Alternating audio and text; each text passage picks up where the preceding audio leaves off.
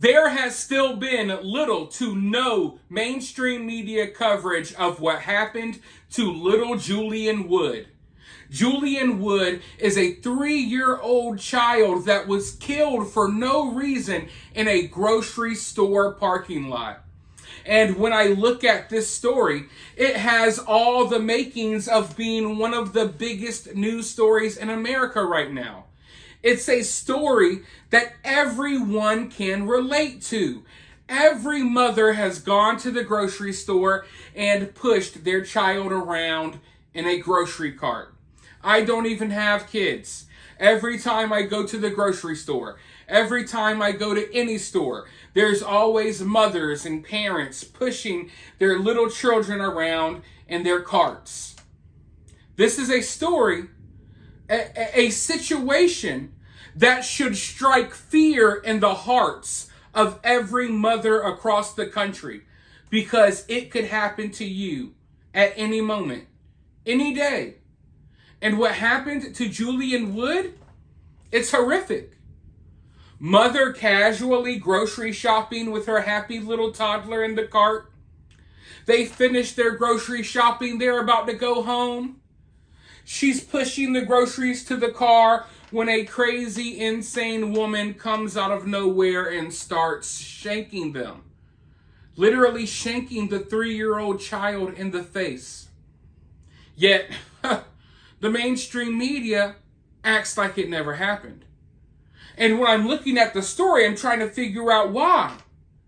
Why are all of these other stories going on right now so much more important to the mainstream media than what happened to Julian Wood?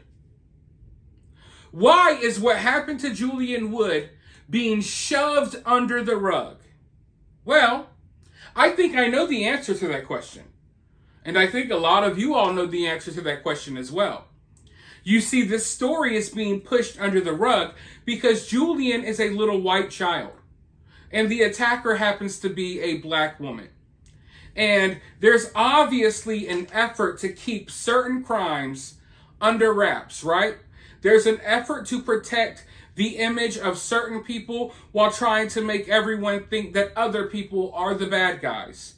So if the roles were reversed and this was a crazy white woman that attacked and did this to a black mother and child at a grocery store, you would never hear the end of it. And rightfully so.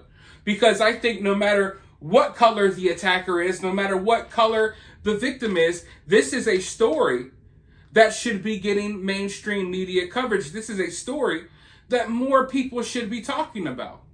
But even those of you all in the true crime community, have you not realized that the only true crimes people talk about are when a certain portion of people, people with a certain color, you've never noticed that?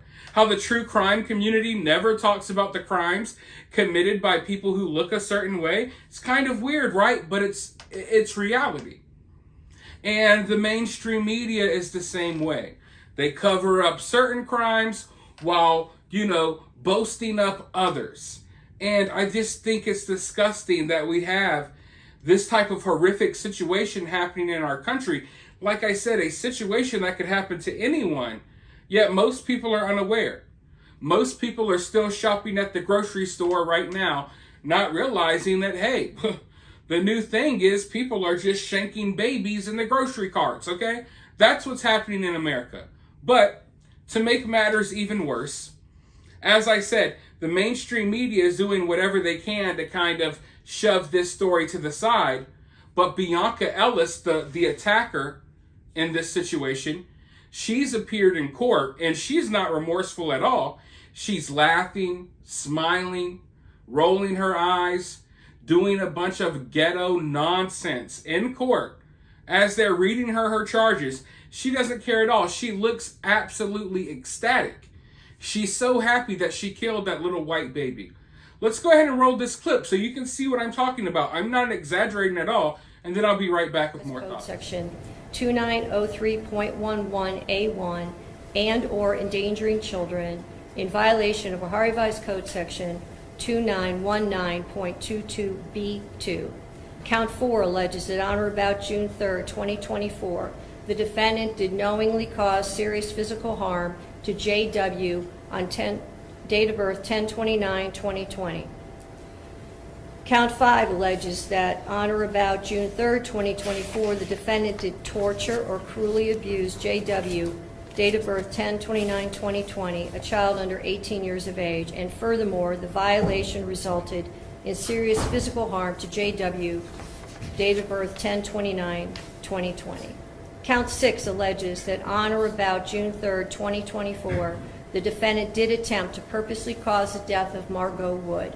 Count 7 alleges that on or about June 3, 2024, the defendant did attempt to cause the death of Margot Wood as a proximate result of the offender committing or attempting to commit an offense of violence that is a felony of the first or second degree, to wit, felonious assault, Ohio Revised Code Section 2901.11A1.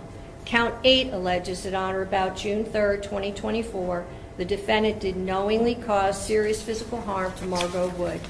Count 9 alleges that on or about June 3, 2024, the defendant did, knowing that an official proceeding or investigation was in progress or was about to be or likely to be instituted, alter, destroy, conceal, or remove any record, document, or thing with the purpose to impair its value or availability as evidence in such proceeding or investigation. Count 10 alleges that on or about June 3, 2024, the defendant did with purpose to deprive the owner, Volunteers of America store, of property or services, to wit, knives, knowingly obtain or exert control over either the property or services without the consent of the owner or the person authorized to give consent. I have now read the indictment to you. Do you wish to enter a plea of not guilty? C. Pardon me? C. What's same mean? Yes or no? Yes. Okay. I understand the victims are represented and they want to make a comment before I set bond. Is that true? Yes, Your Honor. Okay.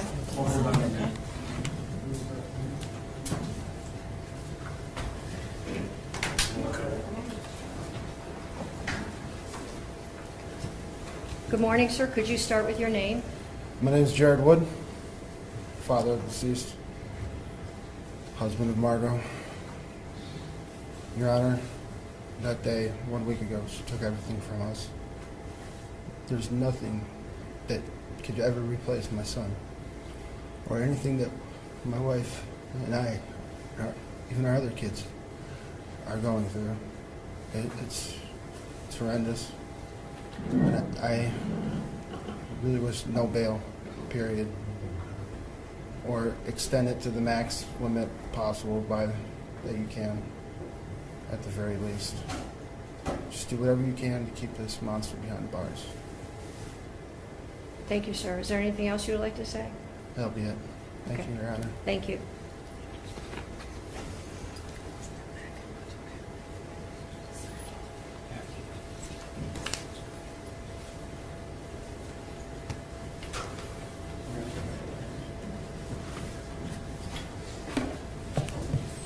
Is there anything else before I pronounce bond?